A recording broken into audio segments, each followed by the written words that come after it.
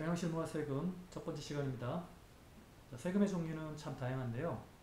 이번 학기 우리가 배울 첫 번째 세금은 부가가치세입니다.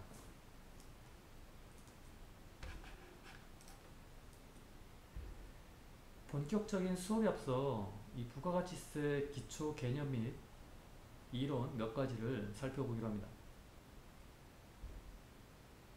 먼저 부가가치세의 특징 살펴보기로 하죠.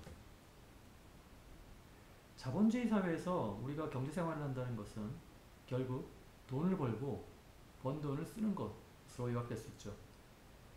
스타벅스에 가서 커피를 마시던, 식당에 가서 밥을 먹던, 아니면 넷플릭스를 시청하기 위해 사용료를 내던 그 모든 활동이 소비활동인 것이죠. 사실 여러분들은 소비할 때마다 부가가치세라는 세금을 부담했는데요. 핸드폰 요금을 한번 예를 들어 볼게요. 여러분들이 통신사의 핸드폰 서비스를 이용하고 매달 요금을 지불하죠. 만약 지불한 요금이 55,000원이라고 합시다. 실제 핸드폰 서비스 이용료는 5만원입니다. 그럼 5,000원은 뭔가요? 5,000원은 바로 이 5만원의 10% 세금입니다. 부가가치세라는 세금이었던 거죠. 자, 일단 부가가치세 계산할 수 있죠. 서비스 대가 5만원의 10% 얼마? 5,000원인 것이죠. 부가가치세 계산은 이게 전부입니다. 자, 우리는 다양한 것들을 소비하는데요.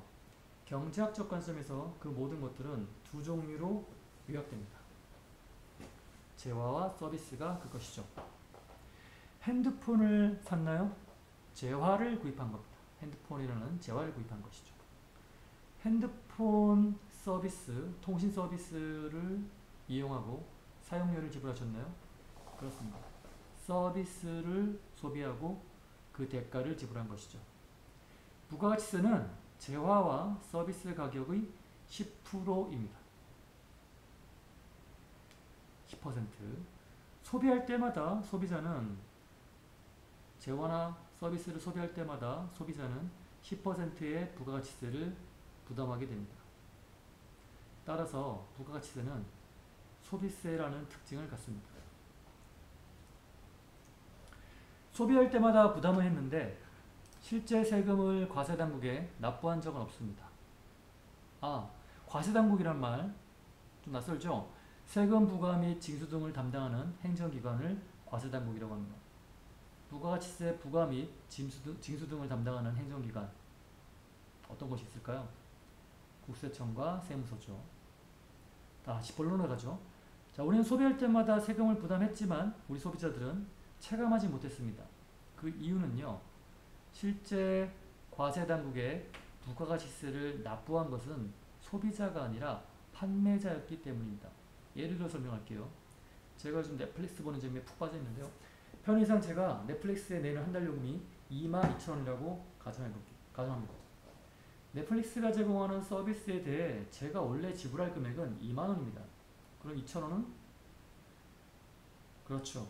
넷플릭스가 저를 상대로 부당이득을 취한 건 아니고요. 원래 서비스 대가인 2만원의 10%, 즉 2,000원은 부가세인데 소비를 한 게 저죠. 넷플릭스가 제공하는 서비스를 소비한 게 전데 저는 소비자이기 때문에 서비스 대가 2만원의 10%인 2,000원이라는 부가가치세를 부담할 의무자가 됩니다. 이건 헌법이 명시된 거예요.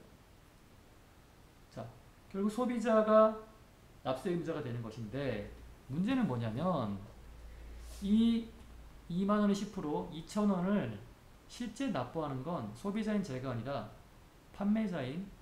서비스 판매자인 넷플릭스가 대행합니다. 결국 넷플릭스는 과세당국에 저 대신 부가가치세 2,000원을 대행하기 위해 저로부터 2,000원을 더 징수한 것이죠. 자기 돈으로 부담한 거 아니니까. 넷플릭스가 납세 의무자가 아닙니다. 그쵸? 누가? 소비자가. 넷플릭스는 판매자죠.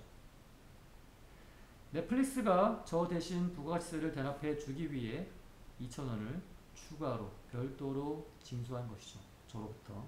자, 넷플릭스는 소비자인 저에게 2만원과 별도로 2,000원을 추가 징수하여 저 대신 과세당국에 부가세를 납부하였던 것입니다.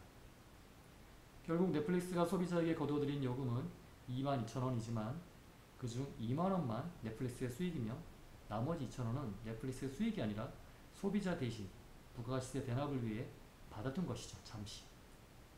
넷플릭스는 일정 시점에 이 2,000원을 과세당국에 납부해야 됩니다. 저 대신, 소비자 대신. 넷플릭스는 납부하는 그 시점까지 이 받아둔 2,000원을 부가가치세 예수금이라는 회계 계산 과목으로 처리합니다.